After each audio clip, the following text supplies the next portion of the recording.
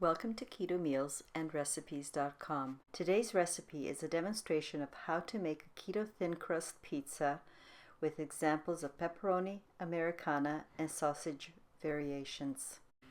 The macronutrient ratio for this pepperoni pizza is 3.1 to 1 with 2.1 grams of total carbs per slice. This demonstration will explain how to use the grain-free pita dough to make a thin crust pizza.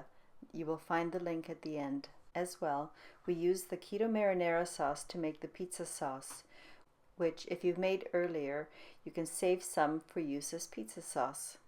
In making a pizza, many different kinds of meats are used, but we will use traditional pepperoni and sausage with mozzarella for the base.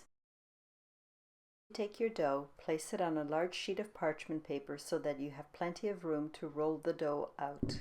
Place a second sheet of parchment paper or saran wrap on top of the dough and then roll until you have an even 1 millimeter thick dough. You will get the best results if you roll from the center outward, so you don't end up with overly thin edges.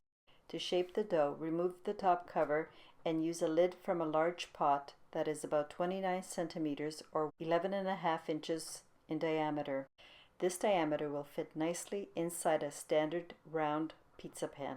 While the lid is in place, remove the ragged dough from the outside of the rim. Now to bake. Simply slide the pizza, parchment it all onto the pizza pan. If your sheet of parchment paper is too large, trim around the outside of the pizza pan. Then bake the crust for 8 minutes before applying the marinara sauce. An alternative to the large pizza is to make personalized pizzas by using a lid that is about 17 centimeters or 7 inches in diameter. Next, place a half a cup of marinara sauce onto the dough and spread evenly in a thin layer over the entire surface. Make sure you get it right to the edges. Then sprinkle the grated mozzarella on top of the sauce. At this point, you choose whether you're going to use the classic pepperoni or the sausage. What you add next is up to you. For an Americana pizza, you add slices of raw mushroom, or if you prefer, pre-saute the mushrooms in butter and then place them on top. Then bake the crust for 10 to 15 minutes in your preheated oven.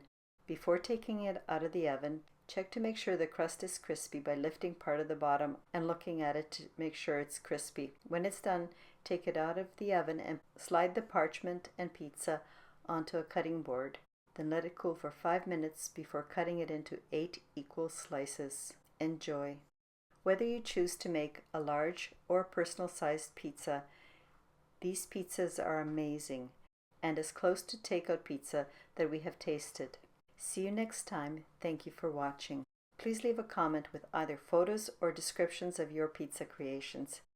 In the description below, you will find the link to my blog where you can get the printed recipe, as well as a link to my blog post with a chart showing optional ingredients and their macronutrient ratios.